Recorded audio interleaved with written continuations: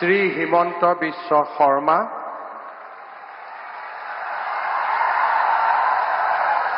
ঈশ্বৰৰ নামত শপত লওঁ যে বিধিৰ দ্বাৰা স্থাপিত ভাৰতৰ সংবিধানৰ প্ৰতি মই প্ৰকৃত বিশ্বাস আৰু আনুগত্য পোষণ কৰিম।